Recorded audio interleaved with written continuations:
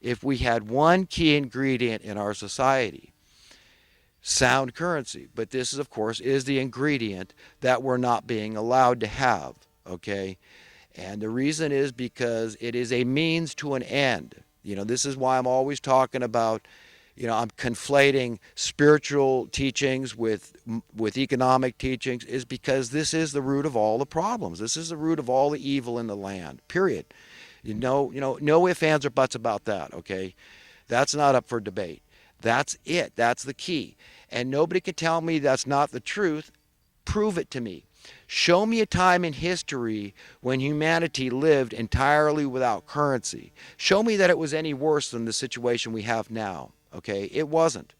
So we can have all the technology. Say, look at all this technological progress, the cars and the planes and the ships and the electronics and on and on. Well, yeah, that's plenty of technological progress. We would have done that because we're inventive, we're creative. So we would have arrived here whether there was money in our culture or not. It's never been a necessary requirement. Necessary requirements to survive are basic human needs, essential human needs. Food, shelter, and potable water, okay? As simple as that. End of story, no debate, okay? There is no need for the currency. And the way sound currency is a means to the end is because if it's sound currency, it steadily, perpetually increases in worth. So in no time at all, it would be revealed, it would be nullified as the scam, the scheme, the game. That's all it is. It's a game that the evildoers have foisted upon humanity. We would extricate ourselves through that through prosperity. You understand, if your currency kept increasing in worth, anybody can figure out where that leads. $1 becomes worth $2, $2 becomes worth $5, $5 becomes worth 10. Okay, on and on in that theme. Okay, do you understand how that would set us free? How we wouldn't even care about money anymore? There's been plenty of money printed if it was in circulation to satisfy the needs of the public, even at the cost of living today. If we just said, okay, that's it, we're not going to manipulate markets anymore, we're not going to allow price fixing anymore, because that's all it is. We got the government in there. That's what's going on here. And I mentioned that the debate about the water rates. Well, how would you like it if you had no recourse, if you had no agency to turn to? What if your water rates, they wanted to raise them 100,000% because they just wanted you out of that house? Okay, that's the kind of thing that goes on in a fascist society. And when the government is conspiring or allowing it, facilitating it, encouraging it, then the government's culpable. That's what's going on here. It's very bad, very pernicious, very predatory. Okay, and it can't end well unless we speak out, all of us, and understand the issues. And what we've got to do is it doesn't matter about blaming each other. We got to get out of this mess. We got to get through the division, break through the division, and come to the other side of understanding, of unity. And say, you know what, we've got to get it together here. What are we leaving our grandchildren, our what kind of a world if they just keep whittling away at fractions of a percentage of the worth of our currency? Where does this thing end? How can it end well for any of us? It can't. We all can figure out it can't end well for us, okay? It can't. And so what do? We've just got to speak out every chance we get. We need the government to be accountable because they're at fault. They're causing it. Remember, they're the ones that legitimize the economic policies. They validate the economic policies. Our government, who's supposed to be protecting us, they're hired by us. We're paying for them. Okay, they are supposed to literally be us, our voice in Congress, in the Senate, in the executive branch, in the judicial branch, the Supreme Court, and on and on and on. Do you understand how this works? But yet, are they? No, we all know they're not. So how long can this thing go on without utterly falling apart? Thank God it can't go on much longer. This is our culture, our civilization. We're Americans. We have a unique history of other nations. And we have to put our foot down before they really solidify a third world nation in America where people are just crapping on the streets. Like Michael Savage was bitching about that in San Francisco. Yeah, but don't blame the effect. That's the effect of oppression, tyranny. That's what they're doing. They want us living under so much fear that you will continue to pay those exorbitant taxes, that exorbitant cost of living.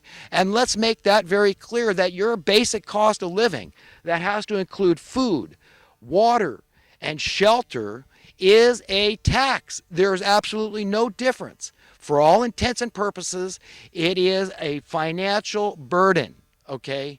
It is a monetary burden on people.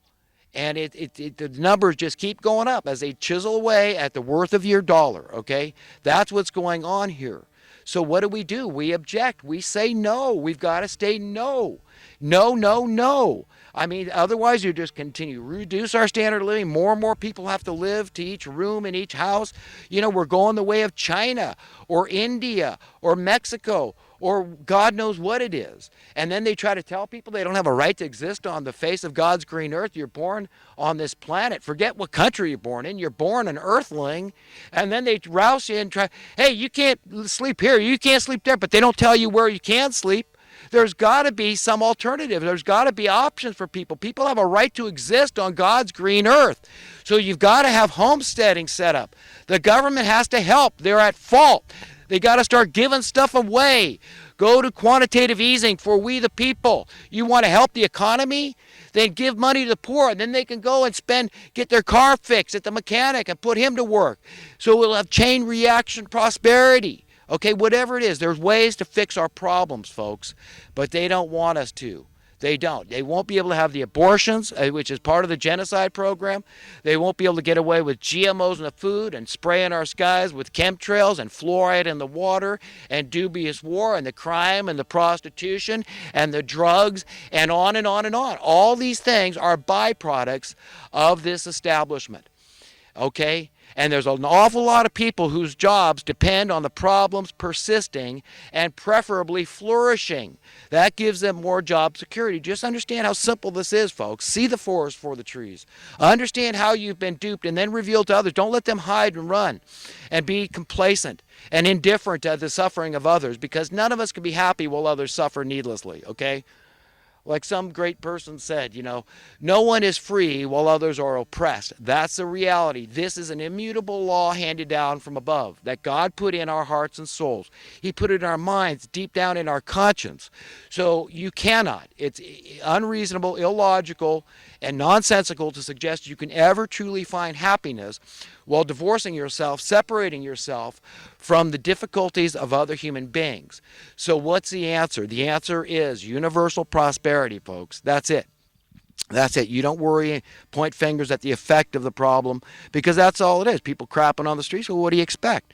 They're treated like animals by society. The government's not stepping up to the plate and saying, yeah, he's right. We got to have more outreach out there. We got to spend whatever money it is when we're taking it out of your pocket, Rockefeller, because you're causing the problems. Okay, like I said, there's plenty of money out there. So I'm not prescribing to outright open Keynesianism or something where we're going to have Zimbabwe-type inflation. No, I'm saying no. We the people demand checks and balances. You want to raise the price of that commodity? Then you've got some explaining to do to we the people. We all want to be involved in that decision and take a vote on it. You want to raise our housing cost in perpetuity and justify it because you can?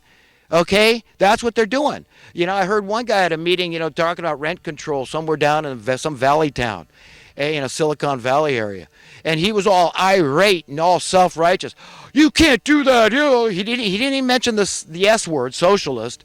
You know, but price, how can you dare have rent control? How dare you? Don't go there. Don't even, just all these warnings of how terrible that and anti-capitalistic that would be. When how would he like it if the PUC, the Public Utilities Commission, didn't exist, and he had no recourse if they decided to quadruple his electrical rates or more, to where he's paying $5 or $10 for a shower? How would he like it? That's what it's like, folks. That's what I'm talking about. So be honest. Okay, be knowledgeable and explain the things I've explained to you to other people, and that's how it works. One person says, okay, he's making some sense here. I can convey that. There's a reason why your cost of living is supposed to go down, not up. Why the worth of your currency is supposed to increase, not decrease. And where that would lead. And why that whole idea is such an anathema to the establishment. So anyhow, I can see that my videotape is running out, and I think I've touched on most of the stuff I wanted to talk about today. But yeah, I tell you, I wish the best for everybody. I do, because I understand this much. I understand that the better things are for you, the better things are for me. It's logical. I want all my neighbors to be rich because they might say, hey, you know what? I put this guy to work for me. They've got money to spend. But the way we're going, nobody's got anything to spend. Everybody's just, raise the numbers, chisel away at your dollars, the worth of your dollars. They're not worth as much in your taxes. They're not worth as much in your car registration. They're not worth as much as renewing your license. They're not worth as much in the fees to your accountant. They're not worth as much, in food, in housing, for sure. Housing. It's this whole chain reaction that started from the housing thing, through the dumping of money on the housing market. These are special interest groups that are colluding together. Anybody that benefits from high housing costs is one of them.